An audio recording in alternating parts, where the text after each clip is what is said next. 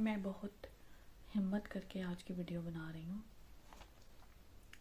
मैं कल परसों अपने पुरानी पिक्चर्स देख रही थी और वो पिक्चर्स देखते देखते मुझे अचानक से याद आया कि यार मैं जो पुरानी लड़की थी, मेरे कितने ज़्यादा गोल्स थे, कितना मुझ में पोटेंशियल था। मैं सोच रही थी कि मैं बहुत ज़्यादा अपनी लाइफ में आगे जाऊँगी, मैं बहुत बड़ा नाम करूँगी, लेकिन मैंने एक गलती कर दी जिससे मुझे लाइफ में 10 से 15 साल पीछे धकेल दिया। वो गलती ये थी कि मैंने जो अपना टाइम है, अपना पोटेंशियल है, उसको सही तरीके से यूटिलाइज नहीं किया। मैं ये समझती थी कि मेरे पास बहुत वक्त, बाद में कर लूँगी, कल कर लूँगी, कल वाली बात। ठीक है, जो कल चीज़ थी ना, कल पे कर लूँगी, उस चीज़ ने मेरे ना 10-12 साल ज़ाया कर दिए। और उन 10-12 सालों ने मेरी लाइफ को, मुझे, मेरे कैरियर को मुझे बहुत ज़्यादा डैमेज किया। मैं अपनी लाइफ में 10 से 15 साल पीछे चली गई हूँ। तो स्टोरी इस तरीके से कि मैं अपनी क्लास में बहुत अच्छी थी, अपनी स्टडीज़ में I was the topper of my class. और मैं हार्ड वर्किंग थी बहुत ज़्यादा। ठीक है, मेरी पेरेंट्स को मुझ पर बहुत प्राउड था। मेरी मदर को लगता था कि मैं डेफिनेटली एमकेट को क्रैक करूँगी, मुझे भी यही लगता था। मैंने मैट्रिक में बहुत अच्छे नंबर लिए, मैंने एफएससी में अच्छे नंबर, एफएससी फर्स्ट ईयर तक मेरे बहुत अच्छे मार्क्स थे। मेरे पूरे सिटी के में मेरे मार्क्स 3rd नंबर पे थे। सेकेंड ईयर में जाकर क्या हुआ कि मेरी जो है एनवायरनमेंट चेंज हो गई, मेरे फ्रेंड सर्कल चेंज हो गया। जैसे मेरा फ्रेंड सर्कल चेंज हुआ, मेरी एनवायरनमेंट चेंज हो गई। मेरी दोस्ती कुछ नॉन सीरियस लड़कियों से हो गई, जो बहुत ज़्यादा सीरियस नहीं थी अपनी लाइफ को लेके, जिनके कोई बड़े गोल्स या नहीं थे। उनको देख देख के, जैसे कहते हैं ना, खरबूजा खरबूजे को देख के रंग पकड़ता है, मैं भी उनके जैसे होती गई। मैंने भी अपनी स्टडीज़ को, अपनी लाइफ को सीरियस लेना छोड़ दिया। मुझे लगता था शायद मुझे उनको देख के वो इन्जॉय कर रही होती थी, वो चीज़ मुझे ज़्यादा फैसिनेट करती थी।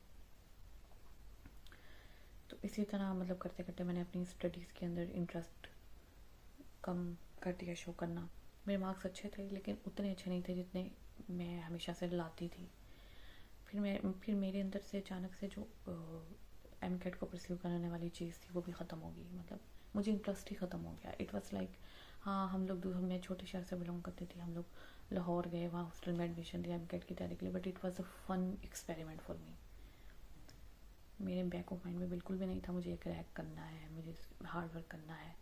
मेरे माइंड में ये था कि चलो अगले साल रिपीट कर लूँगी, और वही हुआ। मैं एमकेट में रह गई, मेरा एमकेट क्लियर नहीं हुआ। ठीक है, मेरे पेरेंट्स ने मुझे एक और चांस दिया, क्योंकि हम लोग प्राइवेट अफोर्ड नहीं कर सकते थे। तो जो मेरी मदर हैं, वो मुझे डेली रिमाइंड करवाती थी, बेटा पढ़ लो, बेटा पढ़ लो, ये वक्त दोबारा नहीं आएगा। और मेरा जो माइंड है, इतना ज़्यादा लेजीनेस, कंफर्ट और उन चीज़ों का आदी हो चुका था कि मैं उन चीज़ों को सीरियस नहीं लेती थी। मैं कहती थी, क्या करना है इतनी मेहनत करके, वाई, क्यों मैं इतनी मेहनत करूँ, क्या करना है डॉक्टर बन के। डॉक्टर को तो स्टेबल होते होते इतने साल लग जाते हैं। और दूसरी बार भी मेरा 50 मार्क्स से मेरा एडमिशन नहीं हुआ। फिर उसके बाद में मेरे पेरेंट्स ने मुझे कहा कि चलो कोई बात नहीं, तुम मास्टर्स कर लो, पीएचडी कर लो। और मेरा वो एटीट्यूड ही नहीं था, मैं ज़िंदगी को एंजॉय कर रही थी, मैं गुजार रही थी अपनी ज़िंदगी को। मैंने ज़िद में आके फिजियोथेरेपी में एडमिशन ले लिया। वो 5 साल भी मैंने नॉन सीरियसली गुजारे स्टडीज़ में, बस पास होने की हद तक पढ़ा। फिर मैं वापस आई अपने सिटी, फिर मेरी जॉब हो गई प्राइवेट जॉब्स की। तो तब भी मैं नॉन सीरियस थी, मुझे कोई नहीं था कि मुझे अपना कैरियर बनाना है। It was like life was going on auto mode. फिर क्या हुआ जी, शादी का टॉपिक स्टार्ट हो गया। फिर मैं सोचती थी चलो ठीक है, बस शादी हो जाएगी तो लाइफ सेट हो जाएगी। शादी करते हुए फिर आखिरकार शादी हो गई। जैसे ही शादी हुई, तो शादी के बाद रिस्पॉन्सिबिलिटीज़ बच्चा होने के बाद और ज़्यादा बढ़ गई। फिर अचानक से मुझे फील होने लगा कि यार, मेरे अंदर कहीं ना कहीं वो एम्बिशियस लड़की ज़िंदा है। मेरे अंदर वो लड़की ज़िंदा थी, वो लड़की 15 साल पुरानी लड़की, जिसको कुछ बनना था, जिसको अपना नाम, अपनी आइडेंटिटी बनाई थी, वो ज़िंदा है। और वो लड़की मुझे डेली रिग्रेट फील कराती है। मुझे अब बहुत ज़्यादा रिग्रेट फील होता है कि मैंने अपना इतना पोटेंशियल, अपना इतना टाइम ज़ाया कर दिया। अब जब मैं दोबारा से अपनी लाइफ को देखती हूँ, तो मैं मुझे दुख इस बात का होता है कि यार, मेरे अंदर इतना पोटेंशियल था, मैंने क्यों वेस्ट कर दिया। मुझे दुख इस बात का नहीं कि मैं हार गई, लेकिन मैं क्या बन सकती थी। लेकिन मैं अभी इस पॉइंट पे भी आके मैं हिम्मत नहीं हारी हूँ। मैं दोबारा से अपनी लाइफ को रीबिल्ड करने की ट्राई कर रही हूँ, नई कंट्री में आके लैंग्वेज सीख रही हूँ, कंटेंट क्रिएशन कर रही हूँ। मुझे पता है अभी मुझे देखने वाले कोई 10, 20, 30, 40 लोग हैं, लेकिन मैं अब कॉन्स्टेंट एफर्ट पुट करना चाहती हूँ। मैं अब वो लड़की नहीं रहना चाहती जो 5 साल बाद भी ये कहे कि यार काश मैं 5 साल पहले शुरू कर लेती, मैं टाइम ज़ाया ना करती। तो यहाँ पे आप उम्र के जिस हिस्से में भी हैं, आप अपने 20s पे हैं, 30s में हैं, 60s में, मैं आपसे एक बात करना चाहूँगी, कभी भी परफेक्ट टाइम का इंतज़ार मत करो। कभी भी नहीं, कभी भी परफेक्ट टाइम नहीं आता। अपना आज का काम कल पर मत डालो, ये गलती कभी भी मत करना। जो टाइम गुजर जाता है वो कभी वापस नहीं आता। फिर मैं ये कहूँगी कि अपने जो दोस्त, अपनी जो सराउंडिंग है वो बहुत वाइजली चूज़ करो। ऐसे लोगों को चूज़ करो जो जिनके गोल्स हों, जिनके एम्बिशंस हो, जो तरक्की करना चाहते हो, ना कि वो जो अपनी इन्वायरमेंट के साथ कंफर्टेबल हो, जो अपनी लाइफ ऑटो मोड पे गुजार रहे हो।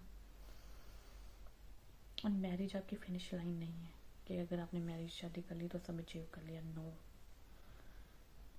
अपनी लाइफ में गोल्स को पोस्टपोन मत करो कि बाद में करूँगी, शादी के बाद करूँगी, 5 साल बाद करूँगी। अभी करो, डू इट नाउ। अपने कंफर्ट जोन को अपनी सक्सेस के साथ मत कंफ्यूज करो। अगर तुम्हें लगता है कि तुम कंफर्टेबल हो, सब कुछ है, तो no, it doesn't mean you are successful, it means you are only comfortable, you are in the comfort zone. और कंफर्ट जोन में कभी भी कोई इंसान तरक्की नहीं करता। मैं तुम्हें चाहती हूँ कि तुम आज डिसीजन लो, आज ही डिसीजन लो, डिसाइड करो कि अगर तुम्हारी ज़िंदगी इसी तरह चलती रही तो अगले 5 साल बाद तुम अपनी लाइफ से खुश होगी या नहीं। ये जो तुम्हारे गोल्स हैं उनको आज डिसाइड करो, क्योंकि जो तुम आज एक्शन लोगी वो तुम्हारे फ्यूचर को चेंज करेगा। अगले 5 साल में तुम खुद को कहाँ देखते हो, मुझे कमेंट्स में करके बताओ कि अगला तुम्हारे 5 साल का क्या गोल है। अगर मेरी वीडियो अच्छी लगी तो like, share, comment and subscribe. मिलते हैं नेक्स्ट वीडियो में।